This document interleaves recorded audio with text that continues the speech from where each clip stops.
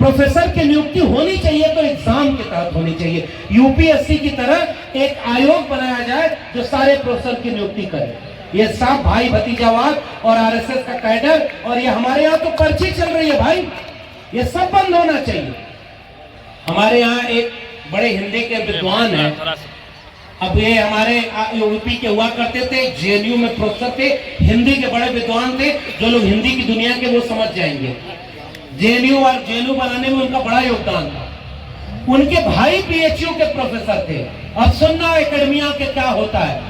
पहले के जमाने में चिट्ठी हुआ करती थी, चिट्ठी लिख करके अपने छोटे भाई को बड़ा भाई जेएनयू से कह रहा है कि सुनो, ये जो तुमने कैंडिडेट दिया था फला यूनिवर्सिटी में अपॉइंटमेंट करने के लिए, वो तो इंटरव्यू में एक भी जवाब नहीं दे पाया, मगर चूंकि मैंने वादा कर दिया था तो उसको वहां प्रोफेसर बना दिया हूं, लेकिन अगली बार पैरवी करना तो कम से कम कुछ जुबान खोले ऐसे व्यक्ति की पैरवी करना, अगली बार ये तुम्हारा माना नहीं मानूंगा।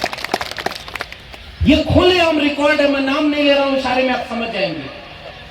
ये होता है विश्वविद्यालयों में, आप किसी के प्रोफेसर के भाई हैं, भतीजे हैं, पत्नी हैं और तमाम तरह के रिश्तेदार हैं। मेरे दिल्ली विश्वविद्यालय में एक व्यक्ति इसलिए केवल प्रोफेसर हो गया क्योंकि अपने प्रोफेसर का स्कूटर केवल वही चला पाता था, इसलिए उनको लगा कि अगर कैंपस आना जाना रहेगा तो स्कूटरवा कौन चलाएगा, उसको नौकरी दे दी भाई।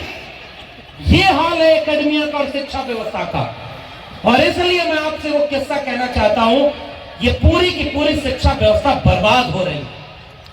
मामला केवल एक लक्ष्मण यादव के निकाले जाने का नहीं है। हम तो चलो बाहर बोलते थे, इन तानाशाहों की आंख में आंख डाल करके सवाल करते थे, क्योंकि उसकी छूट इन विश्वविद्यालयों में मिली है। अगर इस विश्वविद्यालय परिसर में ये हम सभा कर सकते हैं, इसलिए कर सकते हैं क्योंकि किसी दिन यहाँ पर अगर शाखा लगाई जाएगी तो वो भी लगा सकते हैं। मेरे डीयू में, जेएनयू में अब केवल शाखा लग रही है। अगर आप एक डेमोक्रेटिक प्रोग्राम करना चाहेंगे तो आपको परमिशन ही नहीं मिलेगी, जबकि होना यह चाहिए कि सबके लिए खुला रहे। जैसे सिलेबस बदला जा रहा है, ये तो सबसे महत्वपूर्ण बात की गई। सिलेबस को ओरिएंटेशन जो है साइंटिफिक टेम्परामेंट की बजाय पूरी तरह से अंधविश्वास और पाखंड की तरफ ले जाया जा रहा है।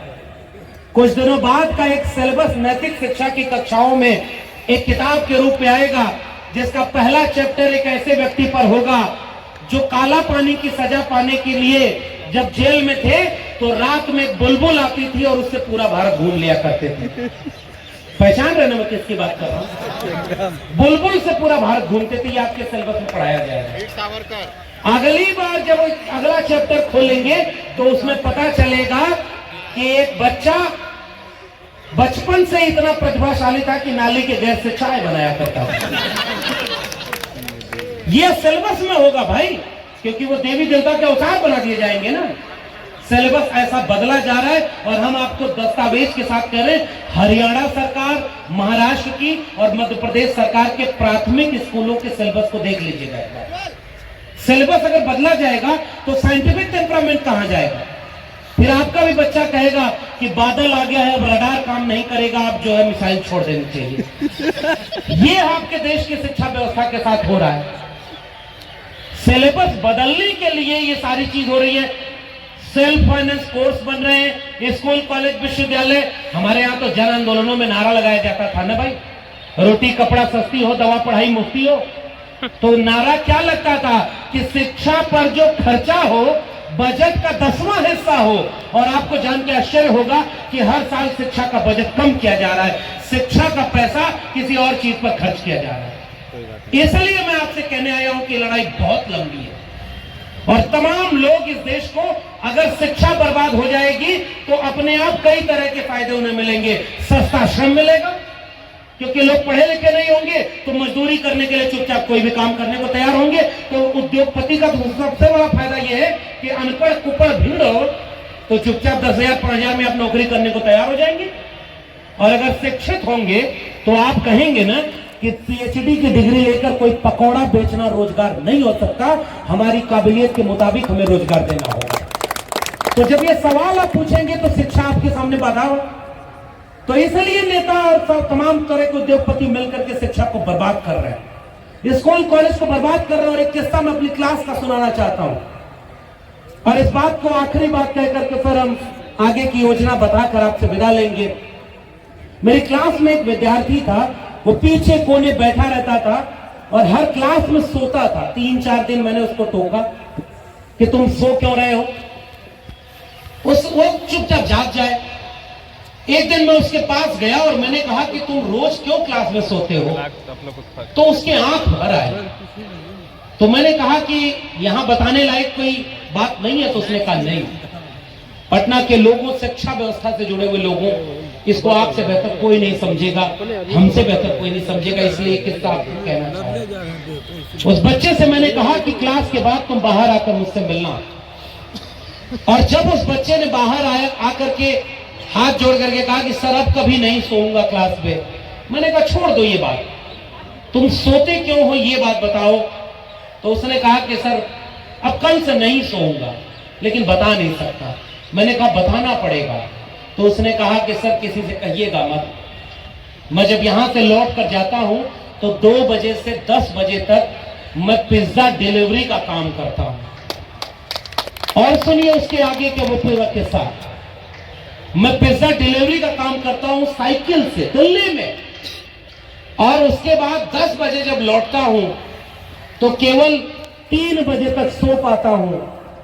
3 बजे उठकर अखबार हमारे यहाँ जो बंटता है उसको 3 बजे से 6 बजे तक मैं अखबार लेकर के, उस अखबार में वो जो ऐड देने के लिए पर्चा देते हैं, हर अखबार के हिसाब से 10 पैसा जोड़कर मुझे मिलता है और उस अखबार को पहुंचाता हूं, और तब उसके बाद 8-9 बजे आपकी क्लास में आता हूं।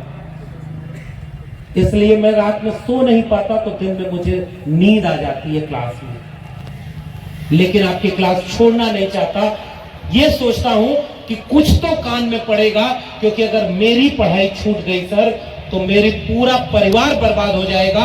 मेरे छोटे छोटे भाई बहन हैं, मैं मजदूरी करके उन्हें नहीं पढ़ा पाऊंगा, इसलिए मैं पढ़ाई नहीं छोड़ना चाहता। प्लीज मुझे क्लास में मत भगाइएगा, मुझे क्लास में रहने दीजिएगा। अब कल्पना करिए कि अगर मैं उस दिन उस बच्चे को डांट देता, बेइज्जत कर देता, जलील कर देता कि क्यों क्लास में सो रहे हो, शायद वो अपना दर्द मुझसे नहीं कह पाता। मैं जानता हूं कि अगली बार उस तरह के बच्चे अब मेरे विश्वविद्यालय में, मेरे कॉलेज में नहीं पढ़ पाएंगे। इसलिए मैं बाहर निकल के ये बात कहने आया हूं कि इस देश के गरीब, कमजोर, मजलूम के हाथ से शिक्षा पूरी तरह से छीन ली गई है और केवल पूंजीपतियों के हाथ में वो व्यवसाय बन के रहेगी। आपकी जेब में पैसा है तो आपके बच्चे अच्छे स्कूल में पढ़ेंगे, आपकी जेब में पैसा नहीं है तो आपके बच्चे की पढ़ाई नहीं हो पाएगी। इसलिए हम शिक्षा बचाओ और संविधान बचाओ का ये अभियान छेड़ना चाहते हैं, ताकि देश बचा सके, तब जाकर के शिक्षा बचाने की लड़ाई लड़ना चाह रहे हैं। और इसलिए नहीं कि ये कोई महान काम है, ये इसलिए क्योंकि हमने इन तालीमी इदारों का फायदा लिया है। अगर हम संविधान बचाने की बात करते हैं तो इसलिए करते हैं क्योंकि उस संविधान का लाभ हमने लिया। अगर हमने ये चंद 100 रुपए फीस से इन तालीमी इदारों से पढ़ाई करके यहां तक का सफर तय किया है, तो अपने सामने वो सीढ़ी तोड़ी जा रही है, हमें दर्द नहीं होगा। और अगर हम नहीं बोले तो जो व्यक्ति बाहर रिक्शा चला रहा है, जो खेत में काम कर रहा है, वो आपका स्कूल, कॉलेज, विश्वविद्यालय बचाने कैसे आएगा? जब उसे यह लगेगा कि स्कूल, कॉलेज, विश्वविद्यालय के प्रोफेसर अपनी नौकरी बचाने के लिए डर कर बैठे अंदर। कल को यहां पर फरमान आ गया है, विश्वविद्यालयों में सेल्फी पॉइंट बनाया गया है, जिल्ले इलाही की तस्वीर लगी है और उसके बगल में प्रोफेसर पोज दे रहे हैं। यहां शिक्षा व्यवस्था को तुमने पहुंचा दिया। हम ऐसी व्यवस्था के खिलाफ खड़े होना चाहते हैं। फ्रांस में जब नौजवानों की क्रांति हुई, वहां के छात्र जब सड़कों पर उतरे तो उनके प्रोफेसर उस रैली में आगे आगे पर्चा बांटते घूम रहे थे कि छात्रों, नौजवानों की क्रांति की जरूरत इस समय फ्रांस को है, और उसने वहां के इतिहास को बदल कर रख दिया। हमारे यहाँ का प्रोफेसर जाकर वहां पर शाखा लगाता है कि अगली बार हमको जल्दी प्रमोट कर दीजिएगा। इस देश की शिक्षा व्यवस्था बर्बाद होगी कि नहीं बर्बाद होगी? मंत्री के गुलाम बन गए, प्रोफेसर का गुलाम बन गया।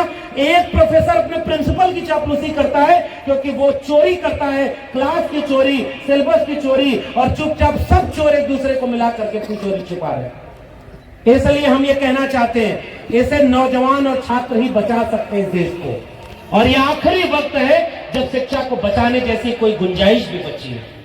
मैं केवल ये बात कहकर आपसे विदा लेना चाहूंगा क्योंकि आप बहुत देर से बैठे हुए हैं, और इसलिए कि मांग करके ये लड़ाई नहीं लड़ी जा सकती। केवल नौजवान और छात्र ही इस लड़ाई को लड़ सकते हैं। जो समझ रहा है वो नहीं लड़ रहा है, तो जो नहीं समझ रहा है वो कैसे लड़ेगा? आपका स्कूल कॉलेज विश्वविद्यालय वो बचाने को कैसे आएगा?